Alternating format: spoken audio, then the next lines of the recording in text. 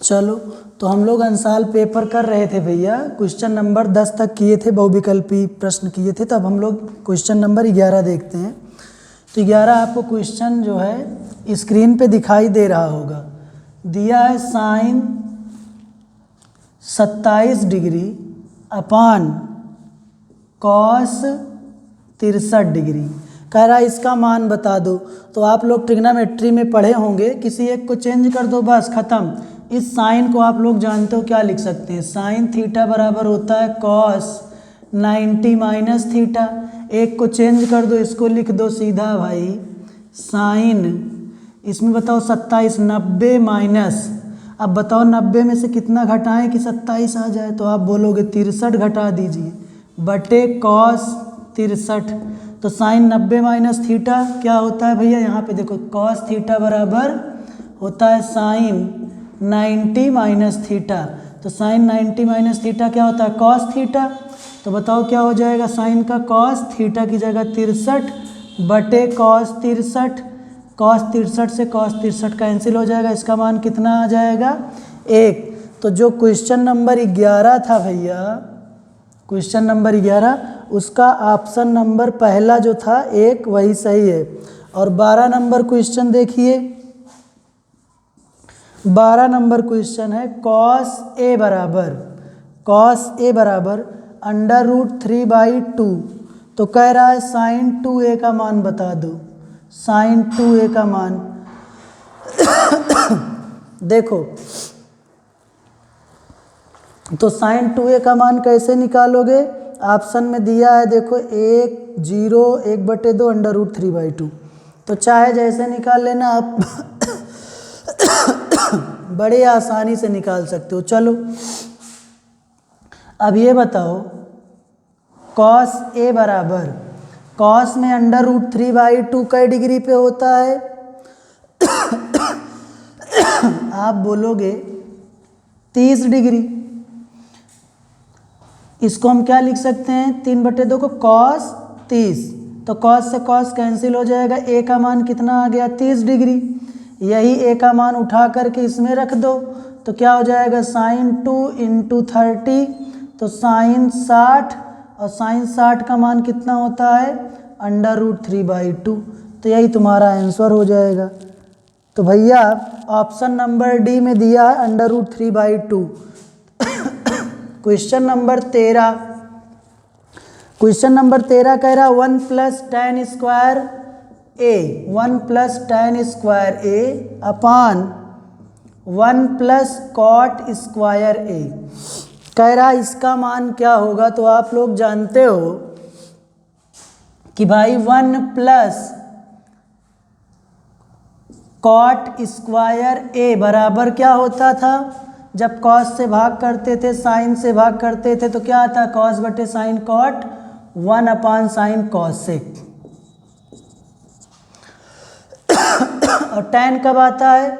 जब कॉस से भाग करते हो तो ये होता था tan² a + 1 = 1/sin, मतलब वो साइन से भाग किए कॉस sec² a। ठीक, तो एक चीज़ ध्यान देना, 1 + tan² a की जगह क्या रखते हैं? sec² a अपान 1 + cot² की जगह पे क्या रखेंगे? cosec² a। अब ये बताओ सेक और कॉसेक में कुछ संबंध है, तो सेक को कॉस में चेंज कर दो, तो 1/cos² a अपान कॉसेक किससे रिलेटेड है? साइन से, तो 1/sin² a। अब आप लोग जानते हो ये साइन देखो, ये वाला ऊपर चला जाएगा और ये वाला नीचे। तो sin² a ऊपर जाएगा, तो sin² a का गुणा 1 में करोगे तो यही आएगा, और 1 से गुणा cos² में करोगे तब भी यही आएगा।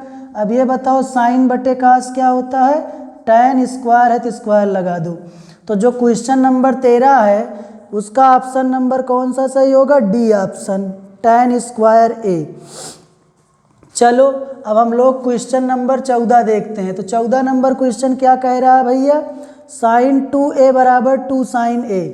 तो साइन 2a बराबर 2sin a कह रहा है सत्य होगा जब a का मान क्या हो? कह रहे हैं कि a का मान ऐसा हम क्या रख दें कि लेफ्ट हैंड साइड भी बराबर हो जाए और राइट हैंड साइड भी बराबर हो जाए।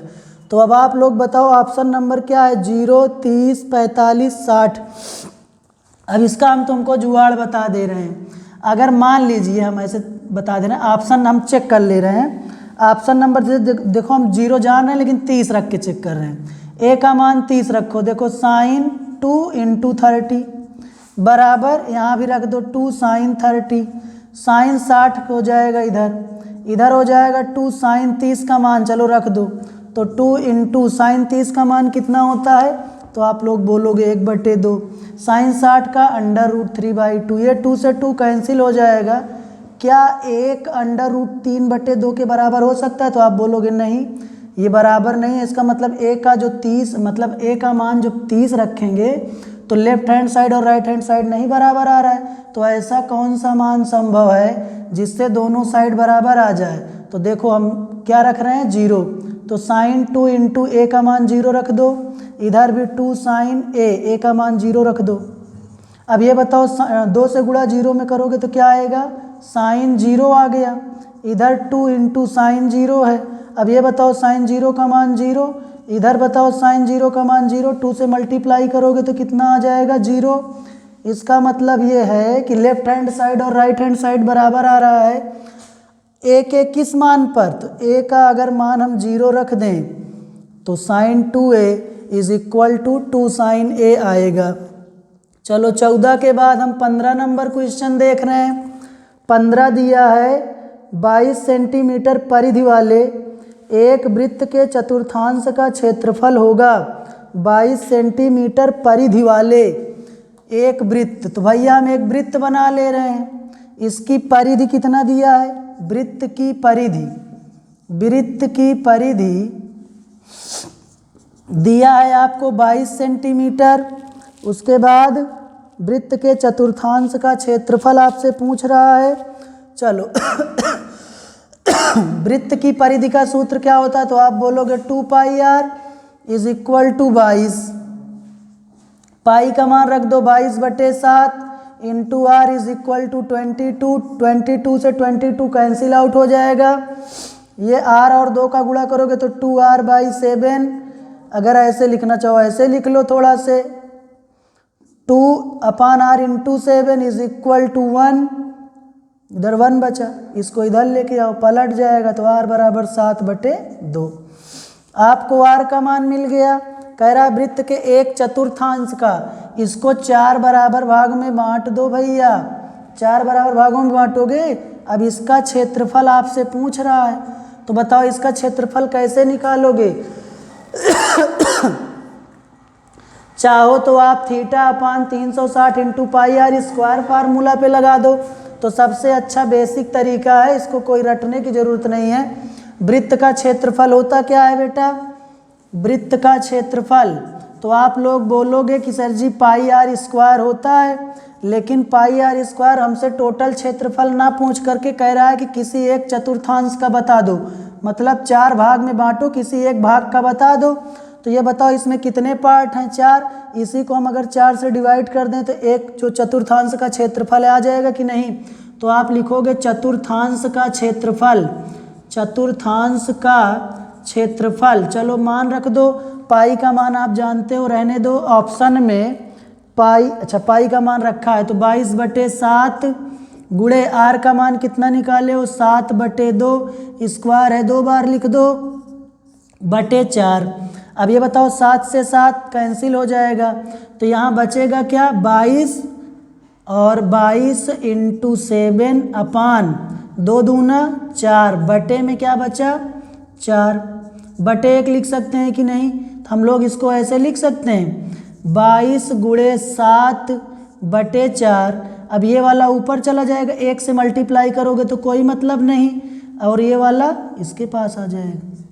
देख लो कुछ काट पीट मच रहा हो तो काट पीट दो, नहीं थोड़ा पलट दो। चलो इसको थोड़ा से हम लोग ऐसे लिख रहे हैं, डिवाइडेड बाई 4/1। पलट दोगे तो क्या आएगा? 22 × 7/4 गुणे 1/4। 2 से काट दो, 2 दूना 4, 11, 11 सते, तो आप बोलोगे 77। और बचा क्या? 4 दूनी 8। तो आपका ऑप्शन नंबर कौन सा सही हो जाएगा? 77/8 सेंटीमीटर स्क्वायर, क्योंकि जो आर का मान देखो, ये परिधि का मान दिया था किस में दिया था? सेंटीमीटर में। इसका मतलब जो आर का मान आएगा वो भी सेंटीमीटर में आएगा, तो उसका क्षेत्रफल भी कितना आएगा? सेंटीमीटर स्क्वायर में। तो 77/8 ऑप्शन नंबर सी आपका सही हो जाएगा। चलो क्वेश्चन नंबर 16 देख रहे हैं भैया। क्वेश्चन नंबर 16 एक हेलुआ क्वेश्चन है एकदम। कह रहा है कैप्सूल संयोजन है। कैप्सूल देखे हो कि नहीं? जब कभी आप बीमार पड़ते होगे तो डॉक्टर साहब एक कैप्सूल आपको देते हैं, कहते हैं इसको खा लेना बेटा सही हो जाओगे। तो चलो हम एक कैप्सूल बना रहे हैं।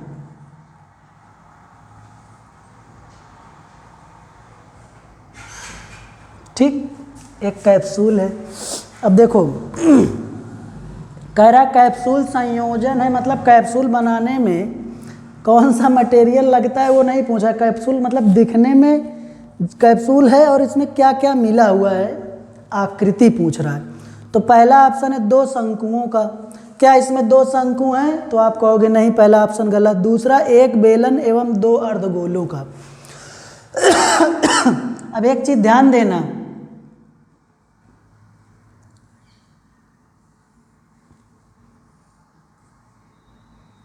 ये क्या है भैया? अच्छा बड़ा बना दे।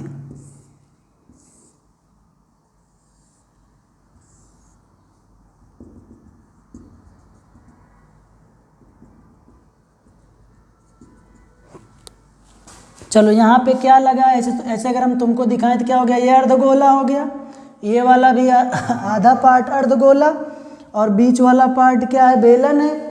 तो बताओ ये किसका संयोजन है? बेलन और 2 अर्धगोला। 2 अर्धगोला, इसका मतलब अगर एक बेलन और 2 अर्धगोलों को किनारे किनारे लगा दिया जाए तो जो आकृति का निर्माण होता है हम लोग उसको क्या बोलते हैं? कैप्सूल। क्योंकि जो भी कैप्सूल वगैरह आता है यही आकृति होता है। बस यही आपसे पूछा था। चलो 17 नंबर एक क्वेश्चन है, एकदम हेलुआ क्वेश्चन है। कह रहा है यदि कुछ आंकड़ों का माध्य तथा बहुलक क्रमशः 32 तथा 35 है तो उनका माध्यक होगा। चलो भैया, बहुलक और 32 35 है। चलो भैया, तो क्या क्या दिया था? 3 माध्यक तथा बहुलक क्रमशः कितने दिए हैं?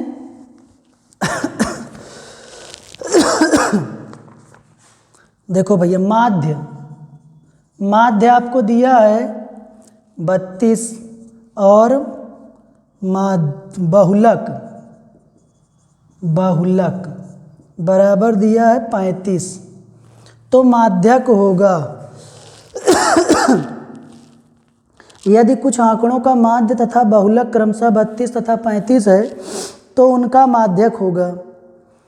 तो भैया माध्य बहुलक, तो एक रिलेशन आप पढ़े हो, बहुलक बराबर 3 माध्यिका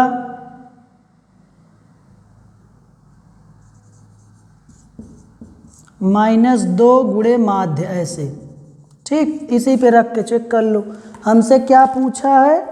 माध्यक मतलब माध्यिका आपसे पूछी है भाई, माध्यक का मान आपसे पूछा है। चलो बहुलक कितना है? 35 बराबर 3 गुणे माध्यिका नहीं पता, निकालना है -2 गुणे माध्य। माध्य कितना है?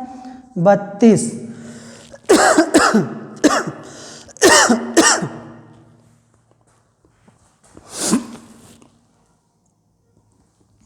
35 बराबर 32 दूनी 64, माइनस में इधर जाएगा तो चलो प्लस कर दे रहे हैं 64 बराबर 3 गुणे माध्यिका।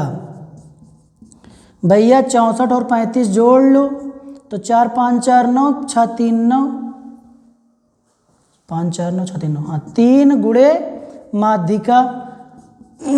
3 से शहीद कर दो 33 बार, तो आपका जो माध्यक या माध्यिका है वो कितना आ गया? 33। यही आपसे पूछ रहा था।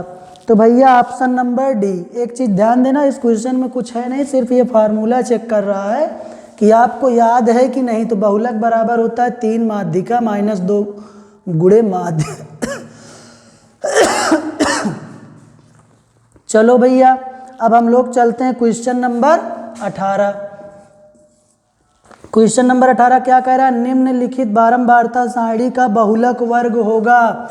कुछ नहीं है, वर्ग पूछा है, देखो वर्ग अंतराल दिया है और आपको दिया है बारंबारता।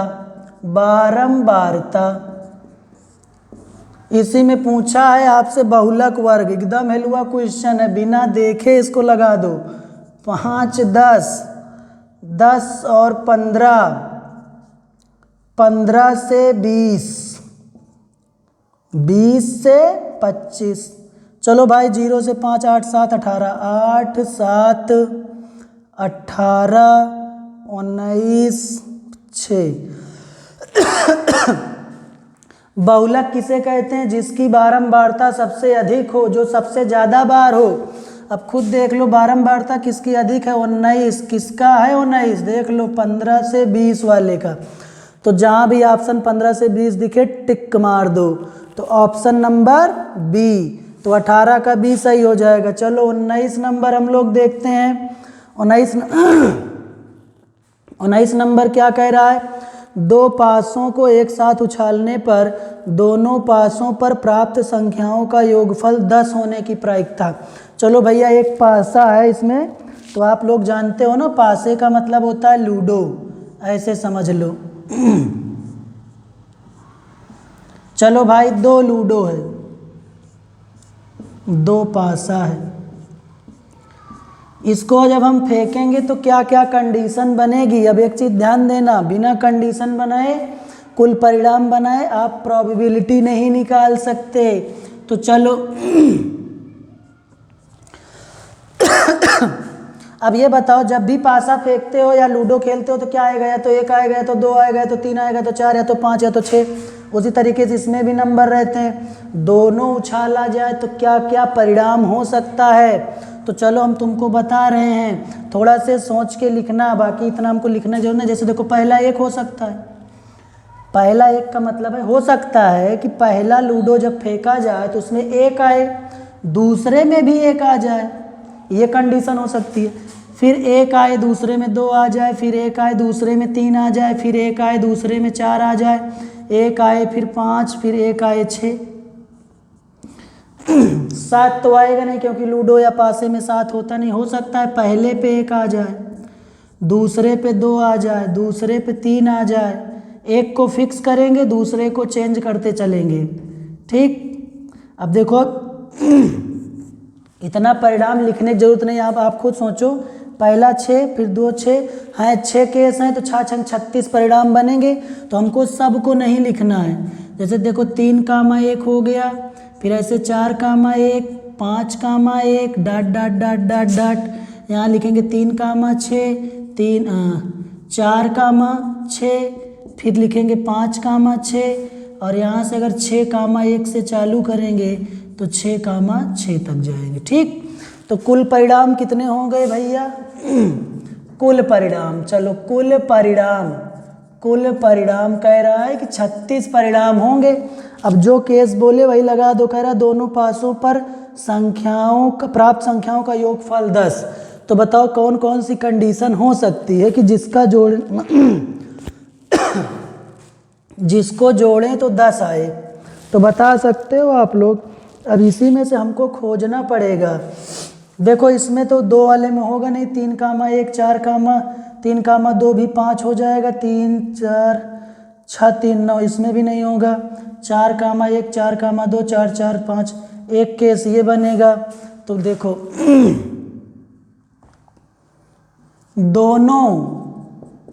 दोनों पासों पर प्राप्त संख्याओं का योगफल कितना हो, 10 हो। तो उसके लिए हम लोग लिख रहे हैं भाई संभव परिणाम कि भाई कौन कौन सी पॉसिबिलिटी बन सकती है। देखो एक हो सकता है 4,6, ठीक। 5 वाले में क्या बनेगा 5,5, और क्या बन सकता है, बस हो गया 6 वाले में। चलो 4,6 था, यहाँ 6,4 हो गया, बस हो गया। चल अब इसमें से और कोई केस तो बनेगा नहीं। 6 3 6 2 4 4 नहीं 10 पूछा, चलो बस हो गया।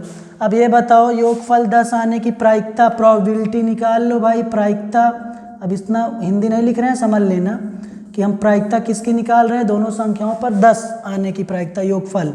तो ये बताओ क्या होता है कुल परिणाम, अरे वो संभव परिणाम, संभव परिणाम बटे कुल परिणाम, कुल परिणाम। अब ये बताओ पॉसिबिलिटी कितनी की बन रही है, 1 2 3, टोटल कितना है 36, 3 एकम 3 दूनी 6, 1/12। इसका मतलब दोनों पासों पर संख्या प्राप्त होने का जो योगफल है 10 आने की क्या प्रायिकता है 1/12। तो ऑप्शन नंबर आपका ए सही हो जाएगा। चलो अब हम लोग 20 नंबर क्वेश्चन देखते हैं। कह रहा है कि एक पासे को एक बार फेंकने पर सम संख्या आने की प्रायिकता, एकदम हिलुआ क्वेश्चन है। अब ये बताओ पासा फेंकोगे तो क्या आएगा 1 2 3 4 5 6। कह रहा है कि भाई जब मैं फेंकूंगा तो बताओ कि सम संख्या आने की प्रायिकता। तो ये बताओ सम संख्या है कितना, एक यहाँ है 2 3, देखो कितनी संभव परिणाम हो गए 3, 1 2 3, यही 3 संख्या तो सम संख्या है। टोटल परिणाम कितने हैं 6, 3 एकम 3 दूनी 6, तो कितना आ गया 1/2। तो जितना 20 क्वेश्चन ऑप्शनल था आप लोग देखे होंगे कि भाई कुछ दम इसमें था नहीं। अगर आप थोड़ा बहुत तैयारी किए हैं, अच्छे तरीके से आप पढ़े हैं तो कुछ भी नहीं, एकदम मारोगे गर्दा गर्दा कर दोगे। चलो अब हम लोग आगे देखते हैं भाई।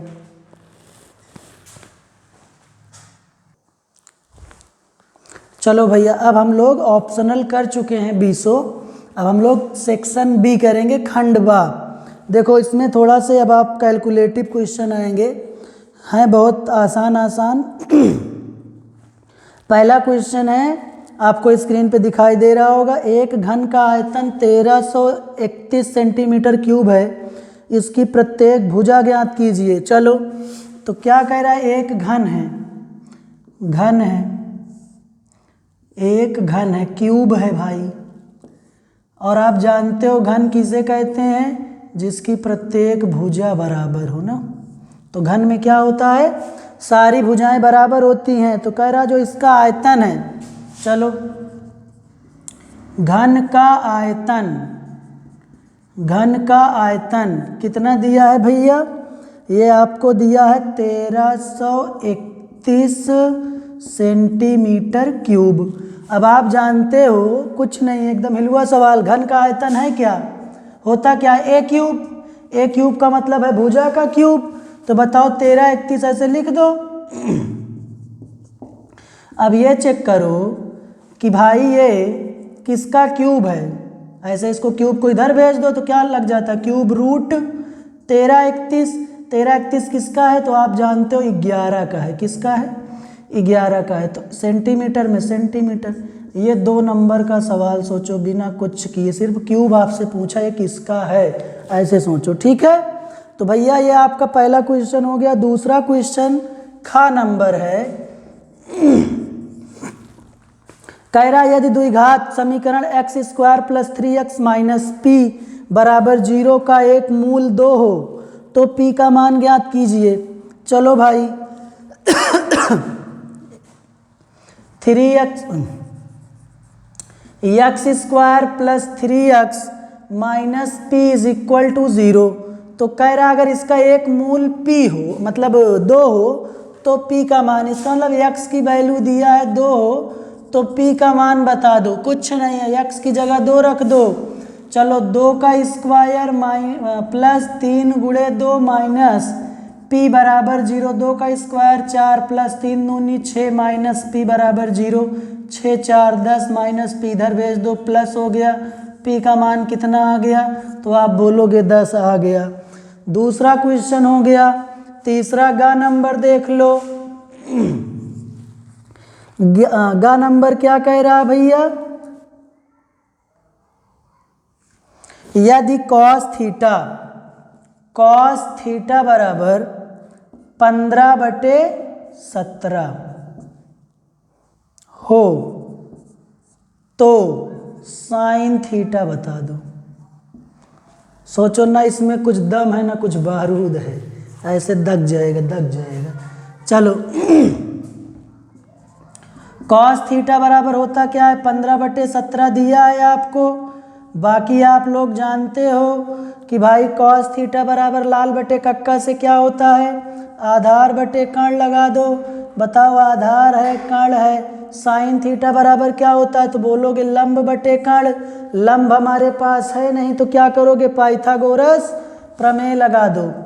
पाइथागोरस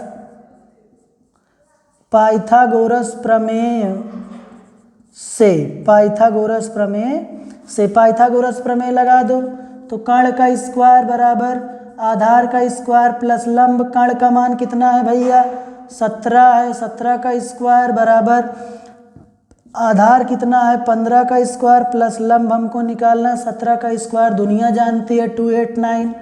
15 का स्क्वायर 225 प्लस लंब का स्क्वायर। अब ये बताओ 225 पॉजिटिव है, उधर लेके जाओगे निगेटिव हो जाएगा। 225 बराबर लंब का स्क्वायर। 289 में 225 घटाओगे तो 9 में से 5 गया 4, 8 में से 2 गया 6 बराबर लंब स्क्वायर। एल बराबर √64। एल का मान कितना आ गया 8। 64 किसका वर्ग है, 8 का। आपसे पूछा क्या है भैया, साइन थीटा बराबर लंब बटे कर्ण। बताओ लंब का मान कितना है 8, कर्ण का मान कितना निकाले हो, कर्ण कहाँ गया, अच्छा कर्ण दिया कितना 17, तो साइन थीटा का मान कितना आएगा 8/17। तो भैया मुझे उम्मीद है क्वेश्चन बेहतर तरीके से आपको समझ में आ रहा होगा। बाकी इसका जो अगला क्वेश्चन है हम लोग नेक्स्ट क्लास में करते हैं।